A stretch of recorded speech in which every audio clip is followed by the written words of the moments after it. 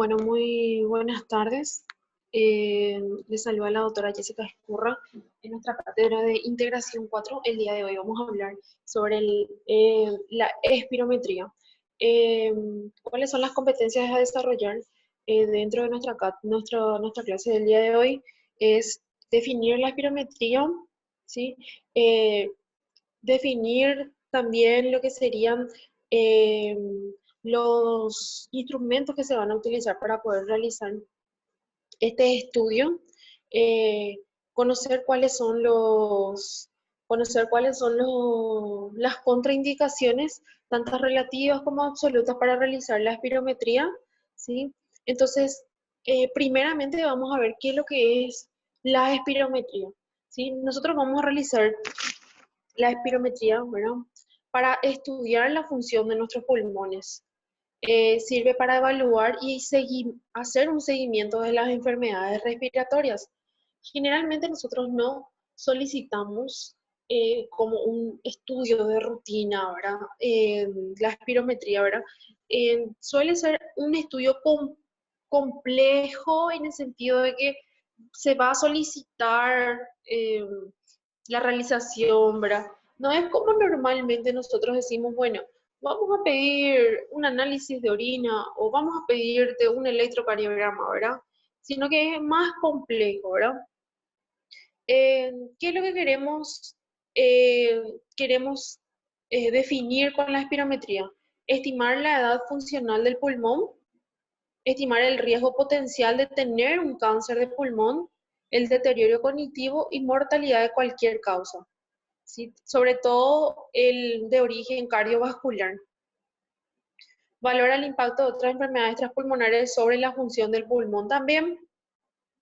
Entonces, cualquier patología que tenga, ¿verdad?, sobre un efecto, ¿verdad?, ya indirecto sobre los pulmones, ¿sí? ¿En quiénes se recomiendan realizar este tipo de estudio? Se recomienda realizar a personas mayores de 35 años con antecedentes tabáquicos. Eh, este es un índice de cuántos cigarrillos se fumó al año, ¿sí? Más de 10, ¿sí? Con síntomas respiratorios, calidad de evidencia moderada, fuerza de recomendación fuerte a favor CEPAR, que vamos a ir viendo también con respecto a esto. Entonces,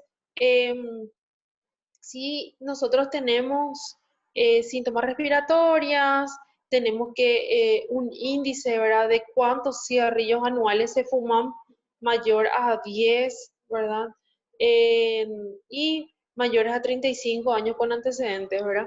Entonces, nosotros decimos, ¿verdad?, el índice de paquetes de cigarrillos anuales, eso es.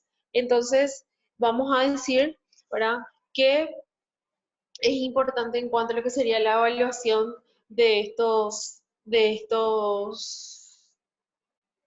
puntos, ¿verdad? Ah, nosotros vamos a ver espirometría en lo que sería la atención primaria, ¿sí? Entonces, hay su hueco en la atención primaria, ¿verdad? Porque su utilidad trasciende en el ámbito de la neumología, poco a poco se está incorporando a nuestra práctica clínica la atención primaria. No es que se tiene demasiado en cuenta, ¿sí? No se tiene demasiado en cuenta para decir, bueno, vamos a incluirlo como parte de cómo hacer una evaluación psicológica, cómo hacer una evaluación de rutina, ¿sí? Sino que más que nada eh, está un poco dejado de lado, ¿verdad? La guía Gold manifestó la necesidad de que la espirometría sea una herramienta de uso común en el primer nivel de atención para poder garantizar una atención de calidad a pacientes con enfermedades y alta prevalencia como EPOC y asma, ¿verdad? Entonces, de esa manera, tener lo que sería esa implementación de la espirometría dentro de la atención primaria. Recelo, ¿verdad? Con respecto a la accesibilidad que nosotros tenemos con respecto a este instrumento para realizar la espirometría, es altamente accesible, es fácil de usar e interpretar con un gran rendimiento clínico. El hecho está en saber usarla y querer usarla, ¿sí? Pero es muy accesible, ¿sí? ¿Qué necesitamos para poder realizar este estudio? Necesitamos una sala que esté aislado, ¿verdad? Que no haya ruidos, una mesa, una silla, el ordenador y una impresora, ¿sí? Entonces, de este modo, no necesitamos demasiadas cosas para poder realizar este estudio tan básico, tan sencillo, ¿sí? Preparación del paciente, tener en cuenta, tener unas hojas de instrucciones, ¿verdad? Cómo se va a realizar, qué vamos a realizar, de qué manera se va a realizar, ¿verdad?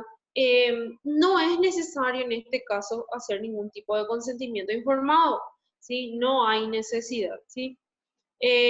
Consideraciones a tener en cuenta, también las contraindicaciones que podemos tener, tanto las absolutas como las relativas, tenemos que saber nosotros cuáles son estas contraindicaciones y cuáles pueden llegar a ser las complicaciones ya secundarias al realizar una espirometría, ¿verdad?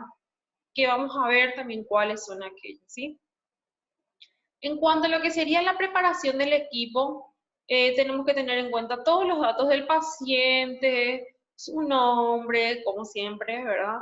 El sexo, la edad, talla, el peso, la corrección étnica, ¿sí? Y luego realizarle una maniobra de espirometría forzada, ¿sí?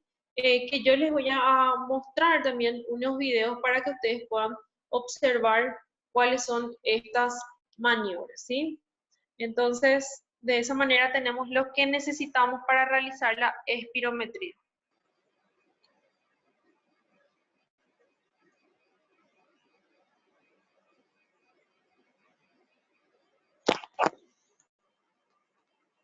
Bueno, les voy a mostrar, a ver un poquitito, un videíto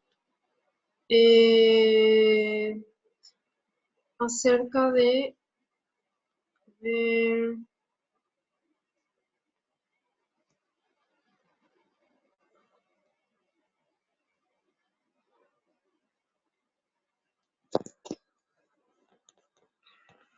mostrarle un videíto ahora.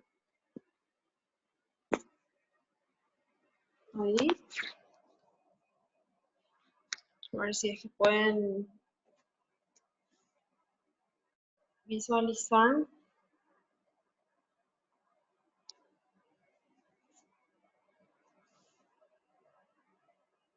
Si no, les voy a colocar, a ver un poquitito.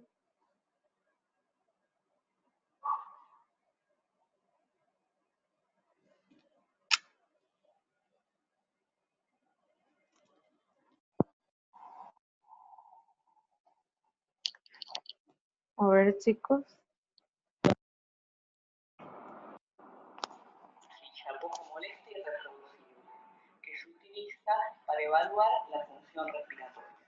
Se requiere que el paciente realice una maniobra llamada maniobra de expiración forzada, que implica llenar completamente los pulmones de aire y luego soplar con toda la fuerza posible hasta sacar el aire de los pulmones por completo. Este procedimiento se realiza durante 6 segundos y se debe terminar aunque parezca que ya no sale nada. Antes de la realización de la maniobra, son sencillas, en que consiste el estudio, nasal y la boquilla correctamente. La boquilla debe sujetarse con los dientes, sellar bien los labios alrededor de la boquilla y evitar obstruirla con la lengua. Instruir previamente a la persona para que inhale de manera rápida y completa hasta que llegue a su capacidad pulmonar total. Explicar que la exhalación se realiza utilizando el máximo esfuerzo. El inicio de la exhalación debe ser explosivo y debe sostenerse hasta que se le indique la terminación del esfuerzo. Durante la realización de la maniobra, mientras el paciente exhala, se lo debe motivar vigorosamente, diciendo seguir soplando, mantener esfuerzo, un poquito más, hasta que se le avise que el procedimiento ha terminado. Es recomendable recomendable que el operador muestre el ejercicio de cómo se hace previamente. Te vas a colocar la boquilla dentro de la boca, te vas a colocar una nariz, la tenés que colocar la lengua por delante para no tapar el aire, vas a comenzar a respirar. 3 o 4 veces a ritmo normal, luego vas a aplicar las puntas en profundidad, te vas a echar otro, vas a soplar el golpe con fuerza, intentando que salga lo más rodado posible. Cuando nosotros veamos que no tenemos más aire, le vamos a aplicar más aire. Y tú a la mañana la vas a hacer por el tronco de posición recta, no te inclines hacia adelante. ¿Vale? Respira tranquilo, de tronco recto. Respira normal. Hondo y alargando. Hondo, alargando, una vez más. Ahora, ojo, otro, respirar, no inclines el tronco, seguir agarrando el aire, no inclines el tronco, otro, perfecto, despacito, separate. Debe repetirse el procedimiento las veces que sea necesario, hasta obtener 3 curvas aceptables que cumplan con los criterios de repetición. De este modo, tenemos lo que serían las maniobras, ¿verdad? Que se van a ir realizando o cómo se realizan estas maniobras, ¿sí? Bueno, espero que hayan podido escuchar bien, que hayan interpretado. En todo caso, yo les voy a dejar el link de ese video también para que ustedes puedan observar. Bueno, continuando con nuestra descripción de nuestra clase, entonces vamos a ver, ¿verdad? A ver.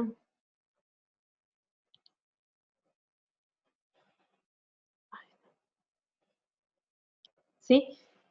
Vamos a observar, están pudiendo ver aquí la pantalla, vamos a cambiar, voy a volver a compartir este.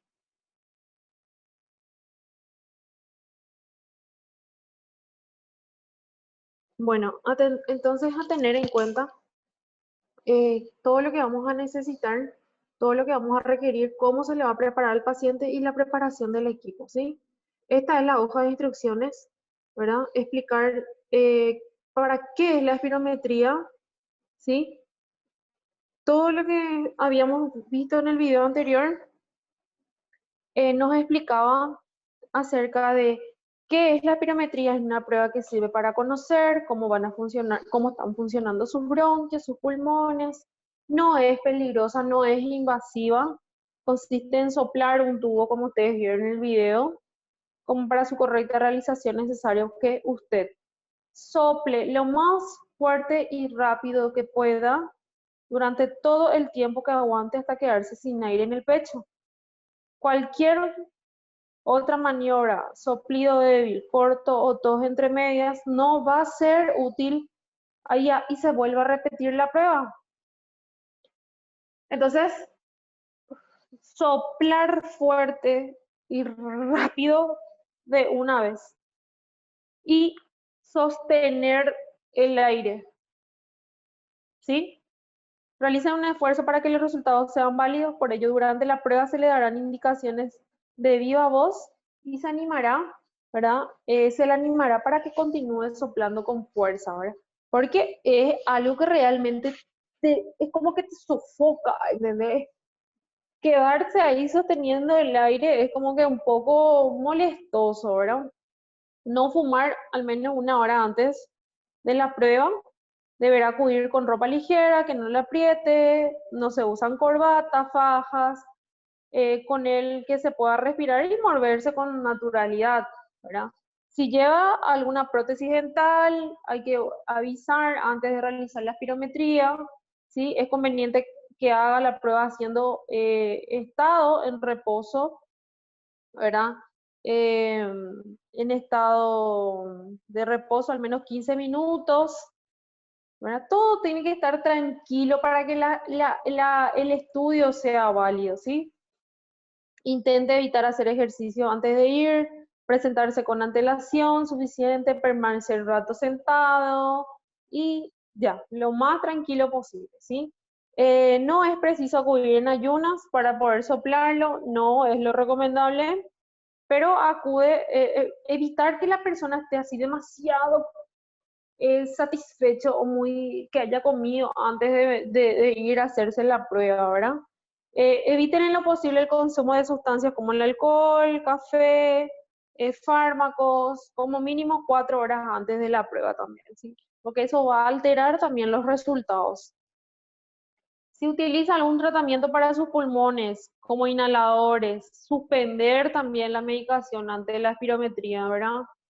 No se toma esa última dosis, se espera la última dosis, ¿verdad? Y lo que correspondería de cada uno de ellos es antes de las dosis, ¿sí? Antes de la prueba. Entonces, en el caso de necesitar algún tipo de inhalador por aparición de ahogo o tos, hay que avisárselo, ¿verdad? A la persona que le realizará, ¿verdad? Entonces lo conveniente, lo ideal es que no se realice ningún tipo de medicación antes de realizar esta prueba, ¿está bien? ¿Cuáles son las consideraciones que tenemos que tener en cuenta? ¿Sí? Fármacos, alimentos, bebidas como la cafeína, no, tabaco, no, ejercicios tampoco, vestimenta cómoda. Fármacos, tiempo de abstinencia, acá tenemos unos valores, ¿verdad? Lo ideal es la última toma, las últimas dosis, no hacerlo, pero a tener en cuenta estos fármacos, ¿verdad? Acá tenemos las que más se utilizan, por ejemplo, que son la salbutamol, por ejemplo, 6 horas como mínimo. Lo ideal es que no se utilice, ¿sí? De esta manera podamos tener un resultado óptimo, ¿verdad? De este estudio. ¿Está bien? Eh, Contraindicaciones para no realizar la espirometría tenemos las absolutas, ¿sí? Y las relativas, ¿sí? Las contraindicaciones absolutas para no realizar este estudio. Hemoptisis, importante de origen desconocido, ¿verdad?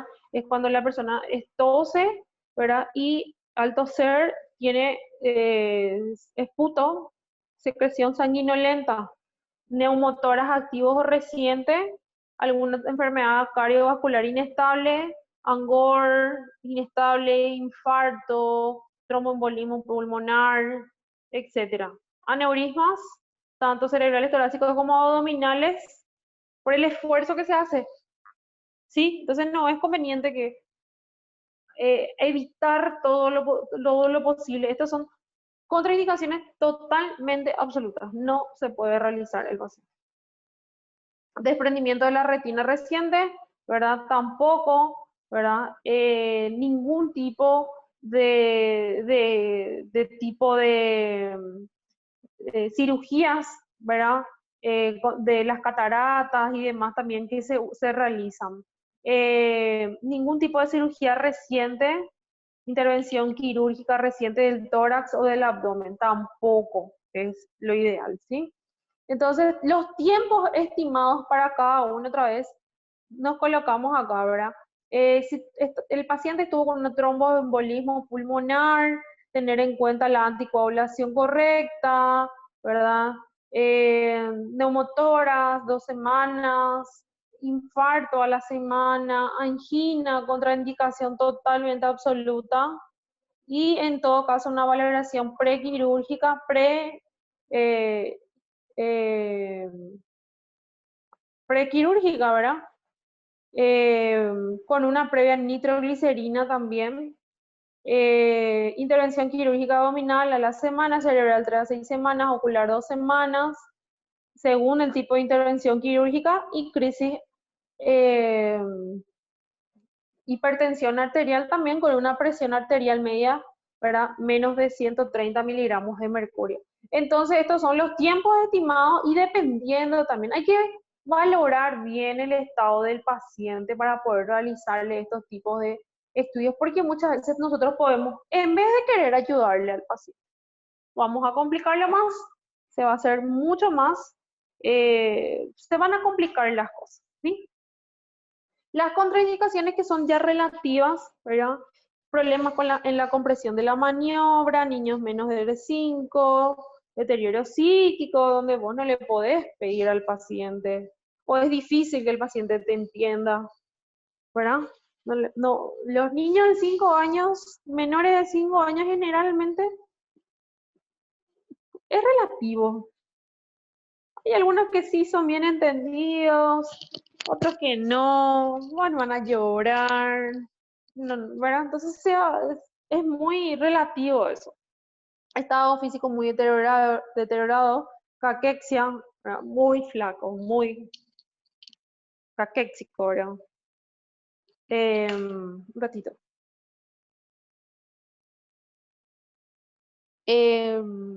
Traqueotomía, ¿verdad? Problemas bucofaciales, parálisis facial, náuseas, incoercibles, falta de colaboración. Entonces tenemos también otras contraindicaciones que sí se pueden llegar a, son relativas, ¿verdad? Pero las absolutas son absolutas, respetando siempre el tiempo. Complicaciones secundarias que son infrecuentes. Accesos oxígenos, broncoespasmo, dolor del pecho, se marea, tiene incontinencia urinaria, aumento de la presión intracraneal, síncope, pero que son realmente, en cuanto a las probabilidades de que ocurra esto, son muy bajas, por eso decimos que son infrecuentes. ¿Cómo se realiza la prueba? Antes de la prueba, explicarle al paciente, comprobar que lo entendió y pedir que colabore. Asegurarse de retirada de fármacos, de posibles contraindicaciones, enfermedades. Tenemos que hacer una excelente historia antes. Obtener todos los datos positivos, ¿sí? A modo de que no se nos pase ningún dato. Es muy importante eso. Que no se nos vaya ningún dato. Bueno. Individuo sentado, erguido, sin cruzar las piernas, con la espalda que esté totalmente apoyada en el respaldo, no inclinar el tórax hacia adelante. Entonces, bien posicionado nuestro paciente, ¿verdad? Bien posicionado. Sentado, que esté la espalda esté apoyada totalmente por el respaldo, ¿sí? No tener ningún tipo de inclinación del tórax, ¿sí? Y tenemos el uso también de la pinza nasal, que es la que habíamos visto en el video anteriormente, que se colocan acá. Para la pinza nasal, eso también es algo controvertido.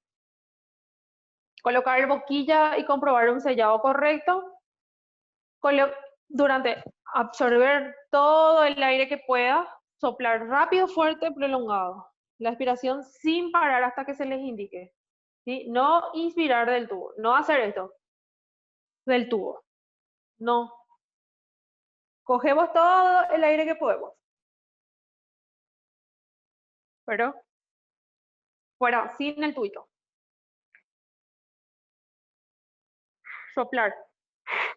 Rápido, fuerte, ¿verdad? Teniendo siempre todavía el tubito para el del espirómetro. Y acá, ¿verdad? Tenemos ahí.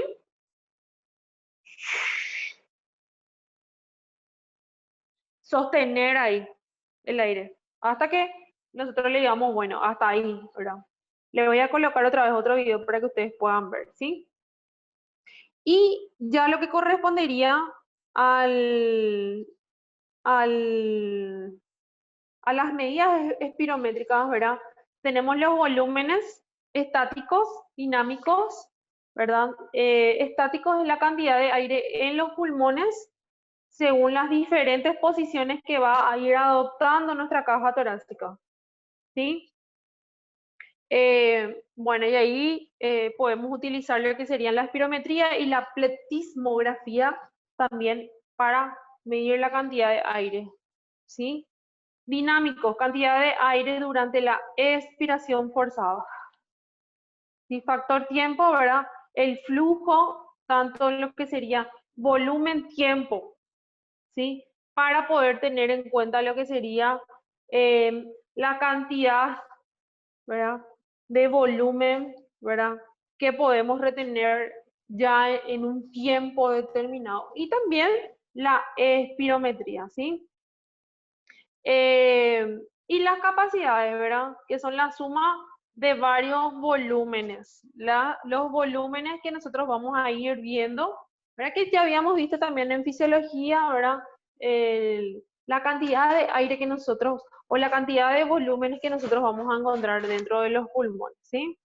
Entonces, de esta manera tenemos las medidas espirométricas y la espirometría forzada. Para hablar acerca de lo que serían los volúmenes dinámicos, tenemos la capacidad vital forzada, FVC, que es el volumen máximo que nosotros estamos sacando. Volumen máximo de aire exhalado en una maniobra expiratoria de esfuerzo máximo iniciado tras una maniobra de inspiración máxima. Metemos y todo lo que podemos quitar, todo el volumen máximo de aire que podemos exhalar. Esa es la capacidad vital forzada. Eso mide la capacidad del pulmón, se expresa en litros, con al menos 2 decimales. Lo normal es que esté mayor o igual a 80% de su valor teórico, o igual o mayor que ya lo que sería los valores, que es el límite inferior. Entonces, igual o mayor que el límite inferior, ¿sí? Se selecciona la mayor capacidad vital forzada obtenida entre todas las maniobras que son aceptables. Entonces, para tener un valor, ¿sí? Volumen expiratorio forzado en el primer segundo. FEP1. De esta manera vamos a abreviar. Y va a ser el volumen máximo de aire que sacamos durante el primer segundo de la maniobra, ¿sí? Lo que nosotros vamos a medir es la medida del flujo. Se expresa en litros, normal mayor o igual a 80%, su valor teórico o igual o mayor al límite inferior. Se selecciona la mayor cantidad de volumen expiratorio forzado en el primer segundo, obtenidas de todas las maniobras aceptables. Volúmenes dinámicos, la relación, ¿verdad? Que hay que tener en cuenta en cuanto a lo que sería el volumen expiratorio forzado en el primer segundo con la cantidad de capacidad vital forzada, ¿verdad? Que hay que tener en cuenta es porcentaje, ¿verdad? De la capacidad vital forzada que se expira durante el primer segundo de la maniobra de expiración forzada. Lo normal es que sea mayor a 80%.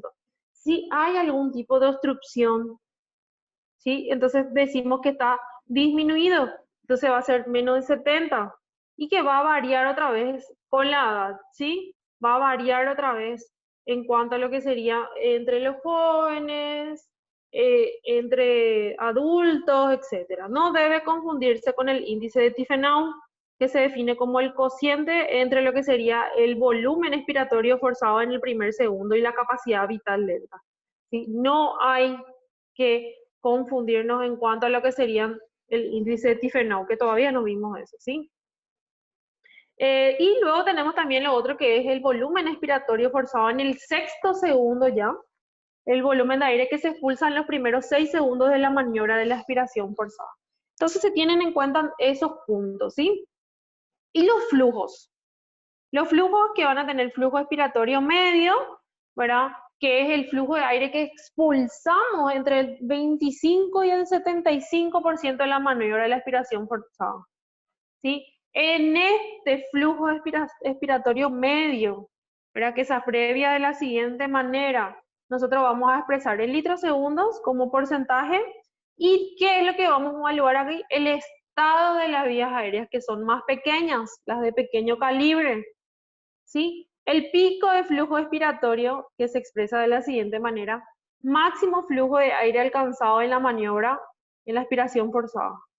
Y el volumen extrapolado, que es el volumen de aire que se desecha de la maniobra de aspiración forzada como un comienzo lento de la misma, ¿sí? Debe ser de menos de 150 ml o menos ya del menos del 5% de la capacidad de ventilación forzada, ¿sí? Entonces, si nosotros tenemos un aire que se desecha demasiado en una aspiración indica elevado, indica un inicio demasiado lento, ¿sí? Entonces afecta lo que sería la ventilación expiratoria forzada en el primer segundo. Entonces la maniobra no es aceptable, ¿sí? Entonces de ese modo tenemos que tener en cuenta estos datos. Tiempo de expiración forzada, tiempo que el paciente está expulsando el aire durante la maniobra de expiración forzada. Edad pulmonar estimada, expresa la edad que correspondería en condiciones normales, ¿verdad? Lo que obtuvimos en cuanto a la expiración, ¿verdad? Forzada, ¿verdad? En el primer segundo. Es una herramienta motivacional para que el paciente también deje de fumar, ¿verdad? Entonces, muy importante también a tener en cuenta con respecto a los valores que vamos obteniendo con el espirómetro. Entonces, ayuda bastante, ¿verdad? Bueno, entonces, ya lo que correspondería a los flujos, a los volúmenes, entonces, vamos a ver lo siguiente. Tenemos que saber flujos, volúmenes. Les voy a colocar también, antes que nada, un video para que ustedes puedan realmente conocer cómo se hace la espirometría y qué hay que tener en cuenta. Entonces, de ese modo, vamos a hacer también un poco de una investigación, ¿verdad? Quiero que ustedes busquen, que hagan un pequeño dentro de si ustedes tienen la posibilidad de hacer un poco de una investigación, algunas preguntas de si se realizan o no se realizan, la espirometría dentro de sus centros, en sus barrios, en sus comunidades, si es que tienen esos datos, ¿sí? Cómo se realizan, si es que ustedes tienen nomás las posibilidades ahí dentro de su comunidad, algún centro de salud, algún dispensario, ¿verdad? Como nosotros lo llamamos aquí. Entonces, saber un poquitito más, conocer un poco más sobre la espirometría, ¿sí? Que luego vamos a ver también, vamos a seguir avanzando en cuanto a lo que sería todo lo que tiene que ver con patologías respiratorias, otros estudios también que se realizan dentro del campo de la neumología, ¿sí? Entonces, hasta acá vemos lo que sería la parte de espirometría, ¿sí? Y en plataforma ya va a quedar lo que serían las preguntas o el trabajo de investigación que ustedes quiero que vayan realizando, ¿está bien?